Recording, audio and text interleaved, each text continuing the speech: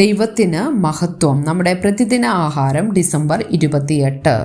നമ്മുടെ എല്ലാ ഇടപാടുകളിലും ദൈവം നൽകുന്ന വിശുദ്ധിയിലും നിർമ്മലതയിലും പെരുമാറിയിരിക്കുന്നു എന്ന് ഞങ്ങളുടെ മനസ്സാക്ഷിയുടെ സാക്ഷ്യം തന്നെ ഞങ്ങളുടെ പ്രശംസ.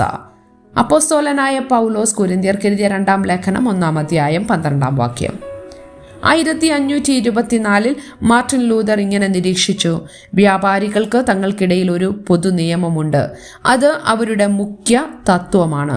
എനിക്ക് എൻ്റെ ലാഭമുള്ളയിടത്തോളവും എൻ്റെ അത്യാഗ്രഹം തൃപ്തിപ്പെടുത്തുന്നിടത്തോളവും ഞാൻ എൻ്റെ അയൽക്കാരനെ കാര്യമാക്കുന്നില്ല.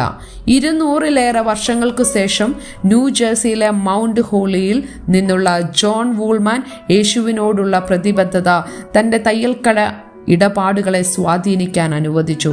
അടിമകളെ മോചിപ്പിക്കുന്നതിനുള്ള പിന്തുണയുടെ പേരിൽ തൊഴിലാളികളെ നിർബന്ധിച്ചു. പണിയെടുപ്പിക്കുന്ന കമ്പനികളിൽ നിന്ന് കോട്ടൺ അല്ലെങ്കിൽ ഡൈ വാങ്ങാൻ അദ്ദേഹം വിസമ്മതിച്ചു. വ്യക്തമായ മനസാക്ഷിയോടെ അദ്ദേഹം തൻ്റെ അയൽക്കാരനെ സ്നേഹിക്കുകയും തൻ്റെ എല്ലാ ഇടപാടുകളിലും സത്യസന്ധതയും ആത്മാർത്ഥതയും പുലർത്തി ജീവിക്കുകയും ചെയ്തു. അപ്പോസ്തലനായ പൗലോസ് വിശുദ്ധിയിലും നിർമ്മലതയിലും ജീവിക്കാൻ ശ്രമിച്ചു. കൊരിന്തിയിലെ ചിലർ യേശുവിൻ്റെ ഒരു അപ്പോസ്തലൻ എന്ന നിലയിലുള്ള അവൻ്റെ അധികാരത്തെ തുരങ്കം വെക്കാൻ ശ്രമിച്ചപ്പോൾ അവൻ അവരുടെ ഇടയിൽ തൻ്റെ പെരുമാറ്റത്തെ ന്യായീകരിച്ചു. തൻ്റെ വാക്കുകൾക്കും പ്രവൃത്തികൾക്കും ഏറ്റവും അടുത്ത സൂക്ഷ്മ പരിശോധനയെ നേരിടാൻ കഴിയുമെന്ന് അവൻ എഴുതി. ഫലപ്രാപ്തിക്കായി താൻ ആശ്രയിക്കുന്നത് സ്വന്തം ശക്തിയിലല്ല, ദൈവത്തിൻ്റെ ശക്തിയിലും കൃപയിലുമാണെന്നും അവൻ കാണിച്ചു. ചുരുക്കത്തിൽ പൗലോസിൻ്റെ ക്രിസ്തുവിലുള്ള വിശ്വാസം അവൻ്റെ എല്ലാ ഇടപാടുകളിലും വ്യാപിച്ചു.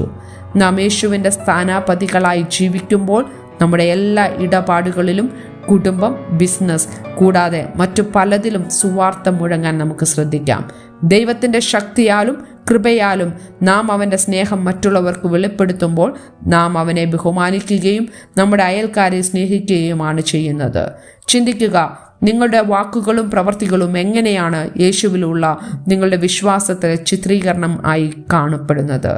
അവനിൽ വിശ്വസിക്കുന്ന ഒരാളെന്ന നിലയിൽ മറ്റുള്ളവരുമായുള്ള നിങ്ങളുടെ ഇടപാടുകളിൽ സമഗ്രതയും ആത്മാർത്ഥതയും പ്രധാനമായിരിക്കുന്നത് എന്തുകൊണ്ട്? ദൈവത്തിന് മഹത്വം.